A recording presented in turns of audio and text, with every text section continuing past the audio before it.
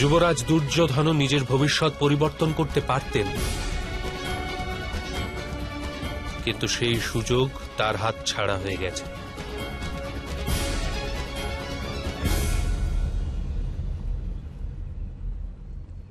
মানুষ তার সিদ্ধান্ত নির্বাচন করে তার প্রতিকৃত ব্যবহার দ্বারা, বাসুদেব।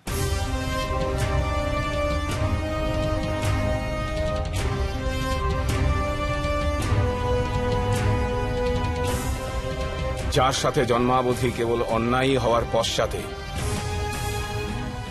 সে যদি সমাজকে শত্রু মনে করে, তাতে আশ্চর্যের কি আছে? এই সিংহাসনের উপর আমার মিত্রের অধিকার রয়েছে। সেটি কি রূপে? যুবরাজের পিতা একজন রাজা, আর রাজার পুত্রই রাজা হয়।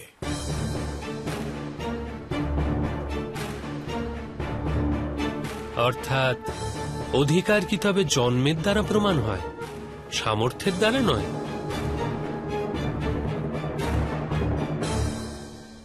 আপনি আমাকে আমার কথার জালে জড়াচ্ছেন, বাসুদেব।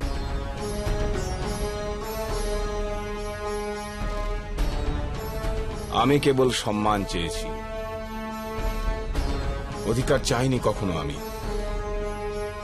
কারণ আমি জানি অধিকার জন্ম দ্বারা সিদ্ধ হয়, আর সম্মান সামর্থ্য দ্বারা।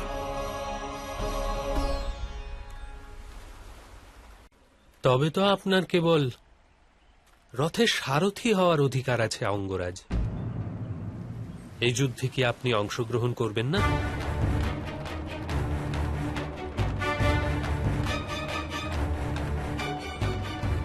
যখন সমস্ত সমাজ আমার সামর্থ্যকে অপমান করছিল,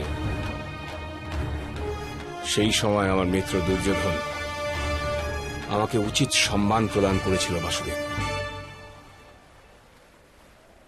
তার আদেশ পালন করাই আমার কর্তব্য।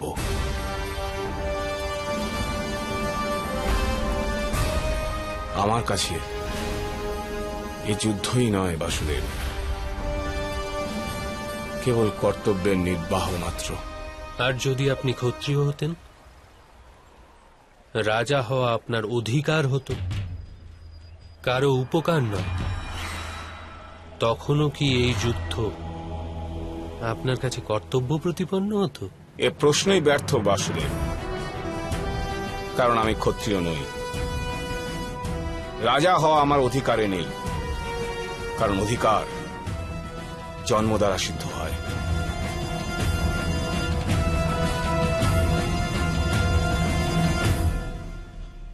আমি তো এটা মনে করি যে অধিকার সামর্থ্যের হওয়া উচিত, আর সম্মান সম্মান তো মানুষের নিজের জন্য হওয়া উচিত।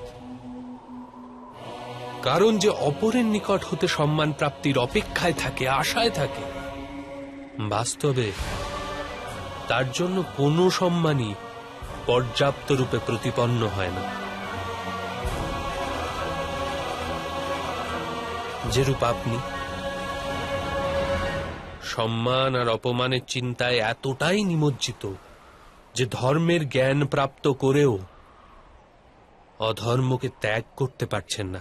আমি যুবরাজের পক্ষ থেকে কোনো অধর্ম দেখছি না, বাসুদেব। কারণ আপনি সত্যকে খণ্ডাংশে দেখছেন, অঙ্গরাজ। আমি আপনাকে বলেছিলাম, ভাগ্য মানুষের সিদ্ধান্তেরই পরিণাম। আপনার একটি সিদ্ধান্ত আপনার ভাগ্যও পরিবর্তন করতে পারে। চিন্তা করে দেখুন, যদি রাজমাতা কুন্তী আপনার মাতা হতেন। এরূপ কল্পনা আমি কি করে করতে পারি, বাসুদেব? আমি সুত অধিরথ ও মাতা রাধার পুত্র, যার প্রতিটি রোমকূপে যুবরাজ দুর্যোধনের ঋণ রয়েছে। না অঙ্গরাজ, আপনি আপনার জন্মের রহস্য জানেনই না।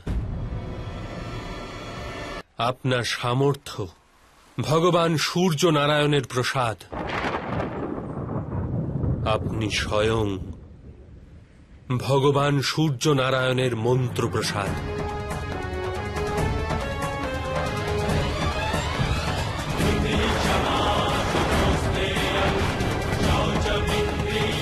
তাৎপর্য?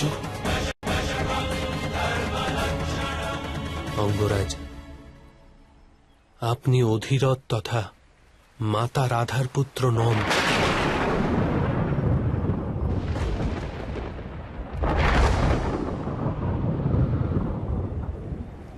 আপনাকে গঙ্গা প্রবাহে প্রাপ্ত করেছিলেন মাত্র।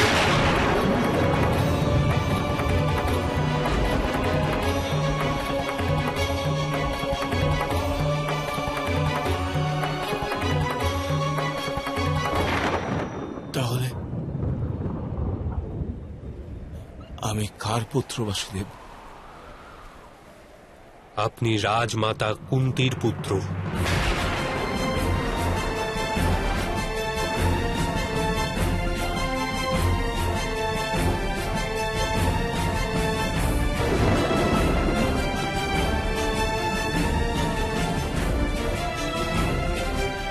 স্বয়ং সূর্য নারায়ণ আপনার পিতা।